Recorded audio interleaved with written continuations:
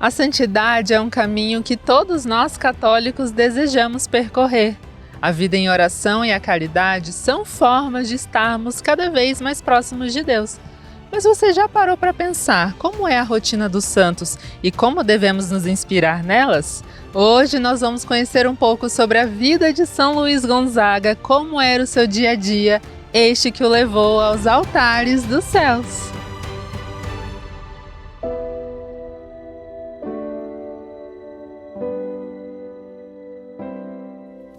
Primeira ação: priorizar o essencial. São Luís Gonzaga era um jovem nobre que tinha tudo aos seus pés, riqueza e um futuro brilhante como príncipe.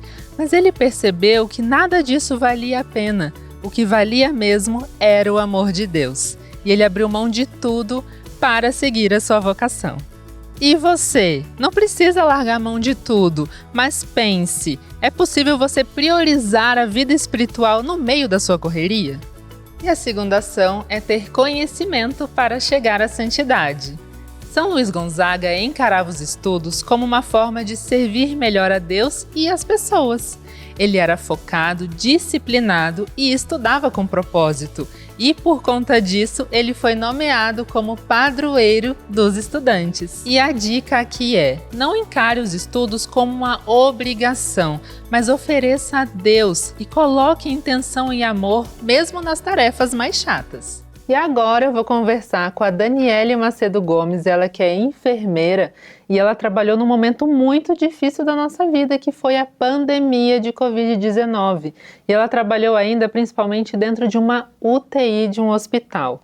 Por isso, Dani, muito bom que você esteja aqui falando com a gente. Eu quero entender exatamente como que foi isso, né? Porque você provavelmente já trabalhava com enfermagem, mas se viu inserida nesse contexto em que a OMS veio e falou: agora é a pandemia de Covid-19.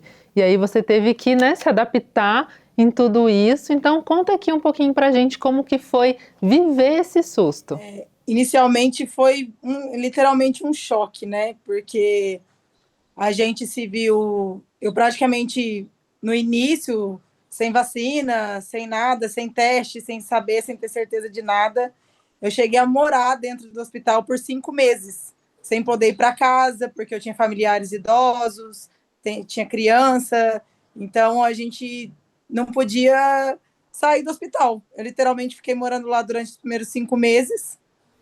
E, assim, era desesperador, parecia um cenário de guerra tá ali, porque a gente era muito rápido, acontecia muito rápido, as pessoas morriam muito rápido, ia chegando outras pessoas em estado muito grave, e a gente sem saber, sem conhecer a doença, sem entender como ela agia, como ela funcionava, e aquele caos instalado, e muita gente, e não parava, e as notícias cada vez piores chegando, e os médicos, a gente aprendendo na prática como funcionava a doença, porque a gente não tinha conhecimento nenhum, né? Então foi muito assustador, a gente viu muitos colegas também, muitos colegas morrendo, ficando doente.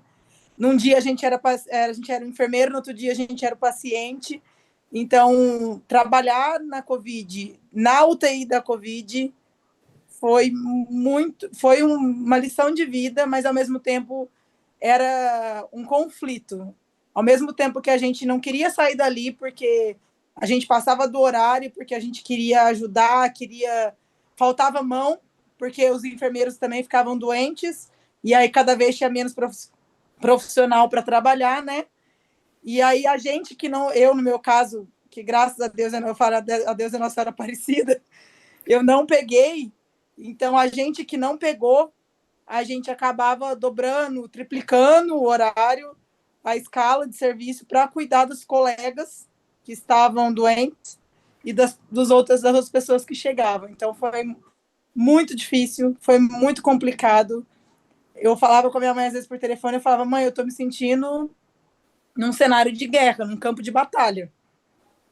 Não dá tempo de você raciocinar a perda de um paciente, já tem alguém gritando parada de um lado, já tem paciente sendo entubado do outro, então era muito desesperador.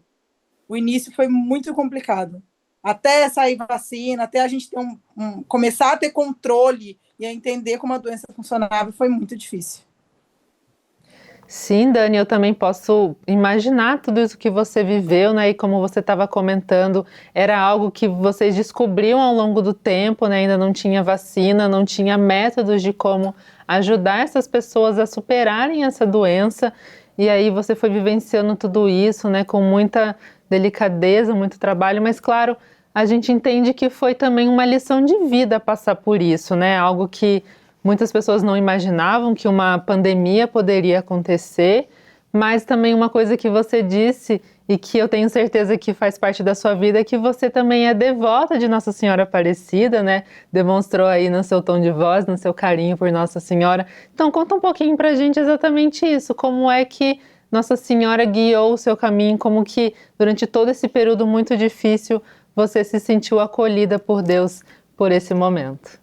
Olha, eu falo que assim, eu acordava às vezes 1 hora mais cedo do horário que eu tinha que entrar para começar a fazer minhas orações, a pedir a intercessão de Nossa Senhora Aparecida, a intercessão de Jesus, para aguentar o dia de serviço, para me dar a sabedoria e o psicológico também, que estava totalmente abalado. Eu falo que chegou um momento que a gente entrava no piloto automático, a gente fazia as coisas no automático, porque não dava tempo de sentir e de pensar. E cada perda, chegou um tempo que a gente chegou a umas semanas que a gente perdia uma média de 8 pacientes por dia, a cada 12 horas. Então, eu pedia muito para Nossa Senhora para não deixar eu tornar aquilo um hábito, tipo, eu me acostumar a perder pessoas. Falei assim, eu não quero que isso vire um hábito, que eu me acostume com isso. Porque se eu me acostumar com isso, a minha função como enfermeira acabou. Né? A gente se acostumar a perder pacientes com a morte, a gente lidar com a morte todos os dias numa UTI, mas é diferente. E aí eu pedia forças para Nossa Senhora, eu pedia sabedoria para ela não me deixar enlouquecer no meio daquele cenário todo, e para ela me dar forças para eu conseguir chegar ao final do dia, porque às vezes o cansaço batia, a dor na perna, a gente não conseguia comer, tinha dia que não dava tempo de comer, a gente passava as 12 horas sem se alimentar, porque não dava tempo, quando a gente olhava no relógio, acabou o turno de serviço e você não comeu. Né? Então, eu pedia muito para Deus e para Nossa Senhora para me dar forças para superar, para passar por aquilo, para interceder pelos pacientes, pelos familiares dos pacientes, para iluminar os médicos, iluminar a gente, as nossas mãos, para poder cuidar das pessoas da melhor forma, pela cura daquelas pessoas que eu sempre pedia, né? Se for possível, que a senhora conceda a cura a essas pessoas, se não for, que elas não sofram também, que elas possam partir em paz, porque era muito sofrido. Você olhar o desespero da pessoa e não conseguir respirar. Era desesperador para a gente. Você tá ali, você tá dando oxigênio e a pessoa não respira, né? Então era muito, muito difícil. E eu falo que a minha sanidade mental foi Nossa Senhora Aparecida que manteve, porque eu infernizava a coitada da santa o dia inteiro. O dia inteiro. Alguém gritava uma parada e falava, ai, minha Nossa Senhora Aparecida, intercede, passa na frente. Então, era muito isso. A fé foi o que me segurou, o que manteve a minha sanidade mental e que me ajudou a passar por essa pandemia aí, tá bem hoje, principalmente psicologicamente. Dani, muito obrigada por tudo que você dividiu aqui com a gente, porque tudo que você está falando aqui também tem a ver com a vida de São Luís Gonzaga e também com a nossa terceira ação. E a terceira ação é não fugir da dor dos outros. São Luís Gonzaga ele morreu jovem, pois ele estava cuidando de doentes em uma epidemia. Ele não correu da dor, muito pelo contrário, ele estendeu a mão para aqueles que mais precisavam. Hoje a dor pode estar em um amigo que está precisando conversar, em alguém invisível na rua ou até mesmo dentro de você. Por isso não ignore a dor, escute, tenha esse cuidado com você mesmo e com os outros. Por isso vale a pena você entender que a santidade também é empatia. E por último, a quarta ação que São Luís Gonzaga nos ensina é escolher as companhias com sabedoria. Ele era super seletivo com as pessoas com quem ele andava e também os ambientes que ele frequentava, mas não por arrogância, mas porque ele entendia que os lugares e as pessoas que a gente convive moldam nosso coração. Faça o mesmo, fique perto de pessoas que te puxam para cima e também siga perfis nas redes sociais que te inspiram. E faça a seguinte pergunta: será que os conteúdos que eu estou consumindo estão me afastando ou me aproximando de Deus? Hoje a gente fica por aqui, mas eu quero convidar você a compartilhar esse conteúdo com alguém que está precisando de uma inspiração para ser santo hoje. Mas claro, continue com a gente, porque outros santos virão para você se inspirar na rotina. Até já!